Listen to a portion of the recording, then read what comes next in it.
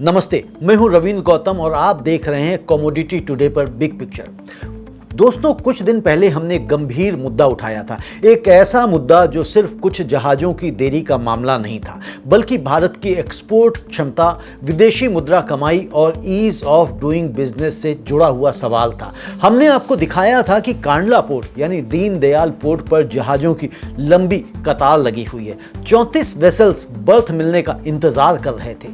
Rice exporters परेशान थे, sugar exporters परेशान थे, बैग्ड कार्गो यानी कि बोरियों और थैलों में भेजे जाने वाले कृषि उत्पादों की लोडिंग धीमी हो चुकी थी। जहाज समुद्र में खड़े थे, डीमरेज बढ़ रहा था, एक्सपोर्टर्स पर आर्थिक बोझ बढ़ रहा था, इंटरनेशनल बायर्स इंतजार कर रहे थे और सबसे बड़ा खतरा था भारत की रिलायबिलिटी पर सवाल उठना। लेकिन दोस्तों, आज इस कहानी में एक नया मोड़ आया है और वो मोड़ सकारात्मक है, पॉजिटिव है।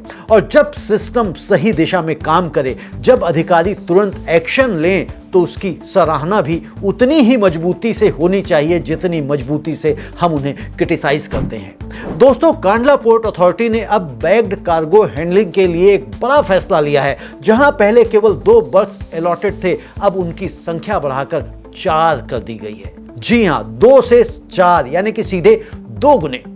और इसका असर अब सिर्फ कागजों तक सीमित नहीं है, इसका असर ग्राउंड पर दिखाई देने लगा है। पहले तो स्थिति यह थी कि एक वेसल को लोड होने में लगभग 10 दिन तक लग जाते थे, यानी 30 दिनों में लगभग 6 वेसल्स ही एफिशिएंटली हैंडल हो पाते थे। लेकिन अब नई व्यवस्था के बाद यही संख्या बढ़कर 12 वेसल्स तक पहुंच गई है। यानी कि दोस्तों, हैंडलिंग कैपेसिटी अब लगभग 2 गुनी हो गई है। लगभग क्या, 2 गुनी ही हो गई है। सोचिए दोस्तों, सिर्फ एक प्रशासनिक निर्णय, सिर्फ एक ऑपरेशनल सुधार और उसका असर पूरे एक्सपोर्ट इकोसिस्टम पर। जहाज अब जल्दी लोड होंगे, कार्गो जल्दी निकलेगा, डिमरेज कम होगा, एक्सपोर्टर्स को पैसा बचेगा, इंटरनेशनल बायर्स तक शिपमेंट समय पर पहुंचेगी और सबसे महत्वपूर्ण, भारत की क्रेडिबिलिटी मजबूत होगी।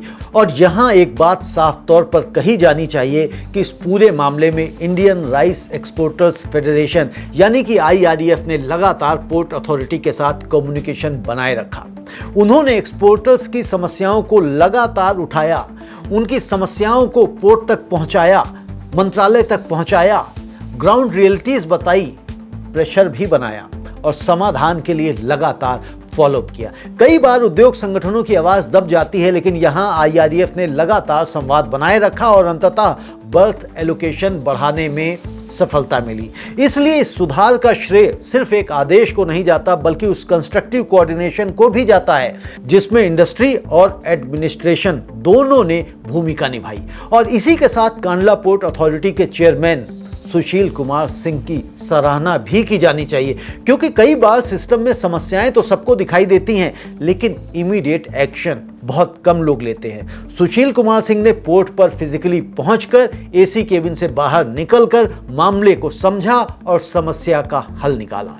लीडरशिप का डायनेमिक होना आवश्यक है और सुशील कुमार सिंह के एक एक्शन ने बताया कि वह एक डायनेमिक लीडर है। उन्होंने समस्या को सिर्फ फाइल में नहीं देखा, ग्राउंड पर जाकर भी देखा, उसका आर्थिक असर भी समझा। दोस्तों, पोर्ट सिर्फ जहाजों की पार्किंग की जगह नहीं होते, पोर्ट्स देश की अर्थव्यवस्था की धड़कन होते हैं। अगर पोर्ट रुकता है तो एक्सपोर्ट रुकता है, और अगर एक्सपोर्ट रुकता है तो फॉरेन एक्सचेंज प्रभावित होता है, और फॉरेन एक्सचेंज प्रभावित होता है तो उसका असर पूरे देश की इकोनॉमी पर पड़ता है। आज भारत एक ऐसे दौर से गुजर रहा है जहां वैश्विक अर्थव्यवस्था पहले से ही दबाव में है। दुनिया में डिमांड कमजोर है, जियोपॉलिटिकल टेंशन्स बढ़ रही हैं, शिपिंग कॉस्ट में वोलेटिलिटी है, डॉलर की मजबूती का असर इमर्जिंग इकोनॉमीज पर पड़ रहा है, कई देशों में रिसेशन की आशंका की बातें हो रही हैं। ऐसे समय में भारत के लिए एक्सपोर्ट सिर्फ व्यापार नहीं है, बल्कि आर्थिक स्थिरता का आधार है। सरकार लगातार मैन्युफैक्चरिंग बढ़ाने की बात कर रही है, PLI स्कीम्स लाई जा रही हैं, मेक इन इंडिया की बात हो रही है। Piyush Goyal $2 trillion export economy का लक्ष्य भी रख रहे हैं। लेकिन दोस्तों, एक्सपोर्ट सिर्फ भाषणों से नहीं बढ़ता, सिर्फ प्रेजेंटेशन देने से नहीं बढ़ता। एक्सपोर्ट तब बढ़ता है जब ग्राउंड लेवल इंफ्रास्ट्रक्चर एफिशिएंट हो, जब ट्रक समय पर पहुंचे, जब वेयर हाउस एफिशिएंट हो, जब कस्टम्स क्लियरेंस स्मूथ हो और सबसे महत्वपूर्ण जब पोर्ट ऑपरेशनली रिस्पॉन्सिव हो। क्योंकि अंत में फॉरेन एक्सचेंज किसी प्रेजेंटेशन से नहीं आता। फॉरेन एक्सचेंज तब आता है जब भारत का माल जहाज पर चढ़कर दुनिया तक पहुंचता है। और यही वजह है कि कांडला पोर्ट पर लिया गया यह फैसला सिर्फ एक पोर्ट मैनेजमेंट डिसीजन नहीं है, यह एक इकोनॉमिक सिग्नल है। एक सिग्नल कि यदि प्रशासन चाहे, यदि इंडस्ट्री और अथॉरिटी साथ बैठकर समाधान निकालें तो बॉटल नेक्स दूर किए जा सकते हैं। राइस एक्सपोर्टर्स को इसका सीधा लाभ मिलेगा, लेकिन सिर्फ राइस एक्सपोर्टर्स ही नहीं, sugar exporters, agree commodity exporters, bagged cargo exporters, सभी को इसका लाभ मिलेगा और इसका असर चेन रिएक्शन की तरह पूरे इकोसिस्टम पर जाएगा। फार्मर को फायदा होगा, मिल्स को फायदा होगा, ट्रांसपोर्टर्स को फायदा होगा, शिपिंग लाइंस को फायदा होगा, भयंकर गर्मी में काम करने वाले मजदूरों को फायदा होगा और अंत में देश को फायदा होगा। क्योंकि जब एक्सपोर्ट स्मूथली चलता है तब देश में डॉलर आता है, फॉरेक्स रिजर्व्स मजबूत होते हैं, रुपये को सपोर्ट मिलता है और इकोनॉमी की स्टेबिलिटी बढ़ती है। आज दुनिया में कंपटीशन बहुत तेज है। थाईलैंड तैयार बैठा हुआ है, वियतनाम तैयार बैठा हुआ है, पाकिस्तान भी एग्रेसिवली राइस एक्सपोर्ट मार्केट पर अपनी पकड़ जमाने की कोशिश में लगातार काम कर रहा है। ऐसे में अगर भारत ऑपरेशनल डिलेज में फंसा रहेगा तो बायर्स अल्टरनेटिव ढूंढ लेंगे। इंटरनेशनल ट्रेड में भरोसा सबसे बड़ी करेंसी होता है।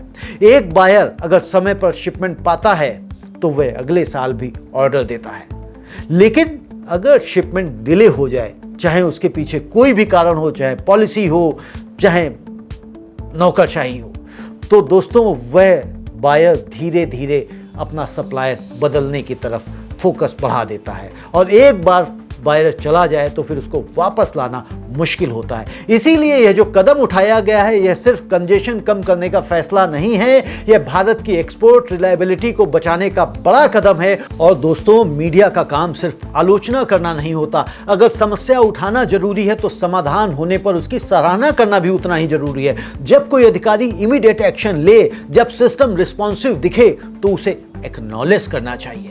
क्यों? क्योंकि पॉजिटिव एग्जाम्पल्स ही बाकी सिस्टम को भी प्रेरित करते हैं। आज जरूरत सिर्फ पॉलिसी अनाउंसमेंट की नहीं है, जरूरत एग्जीक्यूशन की है, ग्राउंड लेवल रिस्पॉन्सिवनेस की है और यही रिस्पॉन्सिवनेस इस मामले में दिखाई दी। अब उम्मीद यही है कि आगे भी इसी तरह प्रोएक्टिव अप्रोच अपनाई जाएगी, क्योंकि भारत अगर सच में ग्लोबल एक्सपोर्ट पावर हाउस बनना चाहता है तो पोर्ट्स को सिर्फ बड़े नहीं बल्कि एफिशिएंट भी बनाना होगा। बर्थ्स बढ़ाने होंगे, हैंडलिंग स्पीड बढ़ानी होगी, डिजिटल कोऑर्डिनेशन मजबूत करनी होगी, कार्गो की प्लानिंग बेहतर करनी होगी और सबसे महत्वपूर्ण बात, इंडस्ट्री की आवाज सुननी होगी। क्योंकि कई बार एक्सपोर्टर्स सिर्फ अपने बिजनेस के लिए नहीं लड़ रहे होते हैं, वे देश के फॉरेन एक्सचेंज के लिए लड़ रहे होते हैं, क्योंकि जब उनका माल बाहर जाएगा तभी तो फॉरेन एक्सचेंज आएगा। दोस्तों, आज की बिग पिक्चर का निष्कर्ष यही है, जब समस्या उठाई गई तो एक्शन हुआ, जब एक्सपोर्टर्स ने आवाज उठाई तो सिस्टम ने सुना, जब कोऑर्डिनेशन हुआ तो कंजेशन कम हुआ और यही मॉडल भारत की बाकी लॉजिस्टिक्स चेन में भी लागू होना चाहिए। क्योंकि मजबूत इकोनॉमी सिर्फ बड़े सपनों से नहीं बनती बल्कि समय पर लिए गए छोटे लेकिन प्रभावी फैसलों से बनती है। और अंत में दोस्तों, कांडला पोर्ट अथॉरिटी, IREF और उन सभी लोगों को क्रेडिट मिलना चाहिए जिन्होंने इस समाधान की दिशा में काम किया। क्योंकि देश का एक्सपोर्ट मजबूत होगा तो देश की इकोनॉमी मजबूत होगी। तो दोस्तों, यह था आज का बिग पिक्चर न्यूज़ इम्पैक्ट। अगर आपको लगता है कि कंस्ट्रक्टिव जर्नलिज्म की ऐसी खबरें जरूरी हैं तो इस वीडियो को अधिक से अधिक शेयर कीजिए, क्योंकि जब सही काम की सराहना होती है तो सिस्टम में भी अच्छे काम करने की प्रेरणा बढ़ती है। यदि आपको किसी भी तरह की सिस्टम से समस्या है, कोई शिकायत है, तो आप हमको लिख भेजें और हम उस समस्या को उठाने का प्रयास करेंगे और आपके लिए सॉल्यूशन लाने का भी प्रयास करेंगे। आप सभी का बहुत बहुत धन्यवाद। यदि अभी तक आपने हमारा चैनल सब्सक्राइब नहीं किया है तो चैनल को सब्सक्राइब भी कर लें, वीडियो को लाइक अवश्य करें और साथ के साथ कमेंट में बताएं कि आप हमारे चैनल पर और क्या क्या देखना चाहते हैं, और साथ के साथ यह भी बताएं कि हमारा ये प्रयास आपको कैसा लगा। आपका बहुत बहुत धन्यवाद। नमस्ते।